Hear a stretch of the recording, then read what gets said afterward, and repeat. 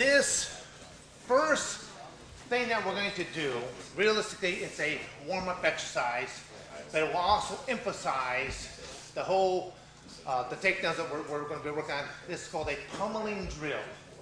Pummeling is a Greco-Roman technique that teaches you how to get to the inside position. Because if I get to this man's core, I'm going to control him. So the way that this drill starts off is both people will start up in the overhook. We each have an overhook. My partner just has an overhook position. I've got an underhook. He's got an underhook. So we have exactly the same thing on both sides. It's always going to be the overhook hand that is moving to the inside position. So simultaneously, as I move to the inside position, Jason moves to the inside position. And what you see is we're moving to the outside. The exact same thing now that we have to the opposite side. So again, it's going to be the overhook hand. It's going to be almost like I bring my hand up, almost like I'm putting my palm right towards my chest, down, right back to this underhook position. Rotate back to the other side. Doing this nice and easy and relax. Working on just the upper body position right now. Just to let you know how important that this is for Greco-Roman wrestling in the final 2 weeks of preparation for a world training camp or an Olympic training camp. The team will come in and their whole practice will consist of 3 5-minute pummeling sessions.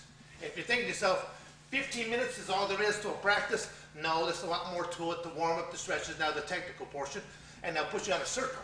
And the whole way you're looking at it looks like two sumos trying to push each other out, but you start to learn how to use your opponent's body weight and momentum against them. And that's something that you'll learn here as we go into this drill. So first off, we're going to start off this over and under position. We will show you eventually how to incorporate the legs as well, but right now we just want to use just the upper body. We're going to start this over-under position. In the MMA world, it's known as the clinch. Gi, non-gi, submission grappling, it's still known as the clinch. And they're all working to get to this inside position. So simultaneously, it's always going to be the overhook hand that's going to be rotated to the inside position. See how we're making inside chest contact.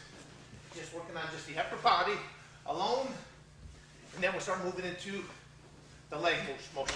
How many people, let me see a quick show of hands. How many people watch the show Ultimate Fighter? Quite a few people. Just last week, they were showing the pummeling position. They called it something else, okay? Because judo has different terminology versus jiu-jitsu versus what wrestling calls it. It's the same thing. We just might call it different things. But they just showed it, and they're like, this is the clinch of this is the technique of the future.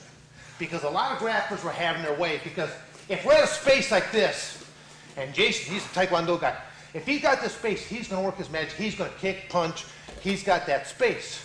But if somehow I can get to this body, just moving in here, I've neutralized a lot of ability. Not all of it, but I've neutralized a lot of hands and kicking ranges that he can do. A lot of I travel quite a bit doing seminars for boxers, kickboxers, Muay Thai people. And they're like, we need to defend ourselves against you, the grappler. Because they know that I can shoot in on a single or double and not get hit on the way coming in and get to that body. I've neutralized most of what they're able to do to me. Now they're fighting from this clinch position, because when you look at two boxers, when they're out there, the referee always steps up in between and separates the two boxers, because they're not supposed to be fighting from this clinch position. This is not easy. I know it. It's not easy at all. All my guys that come to my training facility, this is actually part of our warm-up tour. I'll say after we get to a warm stretch, grab a partner, 50 pummels. 50 might sound like a lot, but you can knock it off about 20, 30 seconds. Is all it takes. Once you know how to do it.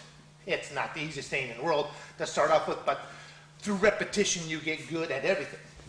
Eventually, when you're doing this, I'll show you how it's done a little bit more aggressively as we're pummeling in. See how we're stepping in? We're using body contact. This is what you can't see. Hey, wait 1 second. What you can't see. That's the bad thing about grappling techniques. Grappling stuff like the Nagas, the Grapple Quest, amateur high school wrestling, and collegiate wrestling, it has a very poor spectator viewership. Only because people cannot see your pain. That's what a little bit boils down to. In boxing, they can see, boom, guy gets hit in the head. They can see the kick. They can see a pickup, slam, and people are like, ooh, that's going to hurt. they can't see all these little subtleties. And you're going to see things once we finally get them down to the ground. You'll be able to feel what it feels like. Mark my word. What is a compression submission? Just using body weight and putting on the point of an elbow into someone's rib cage, in their floating rib cage, on the side of their neck, inside of their cheekbone. They're going to move, I guarantee you, unless they just really enjoy pain, they will be moving. And that's all we're in here right now is, yes, we're learning techniques, and these techniques can be put into a lot of different categories, whether it's going to be for MMA application, gi application, or non-gi application. But a lot of the same stuff you can use for street defenses as well. They're just, everything has to be tweaked a little bit. And there's a lot of these techniques I teach even to the amateur wrestling sector, but there's a lot more limitations of what you can and cannot do due to the High School Athletic Association rules or NCAA rules. So a lot of these things are being utilized.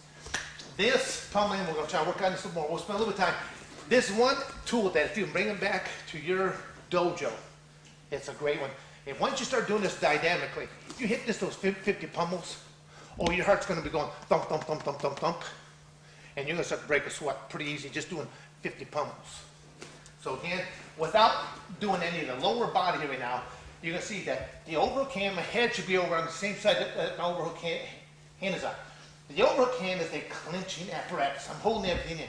The underhook hand is a striking and it's a pulling. So I'm clinching in with the overhook, and this underhook is going to either strike or pull, because once we finally get to that lateral drop, I'm going to throw towards the trapped arm side. If I start to throw this direction, he'll want to put that arm out to post. But because I've taken that post away as I throw him, he'll land right to his back. Using, again, his body weight and momentum. So the pummel here again, chest to chest. Head should be over on the same side that overhook is in position. As the hand's rotating to the inside, it's almost like the overhook is going to go palm to chest, down and under. Palm to chest, down and under. Do it nice and slow in the beginning, just to learn the technique on this. Then eventually you can start to step in there, pop in a little bit more, and then we'll start to incorporate the lower body. Because in the lower body, it just means whatever arm I'm digging in, that's the same leg that steps forward. Because the moment I step right in here, I'm ready to either throw kicks, sweeps, throws. There's a lot of options. You'll find that you do not want to waste any kind of motion whatsoever. Everything I'm doing, I have a purpose behind it. Now granted, we're in the same position, he has the same purpose. When it comes down to technique, every move has a counter, every counter has a recounter. It boils down to what do you know, and do you have the cardiovascular to see it through?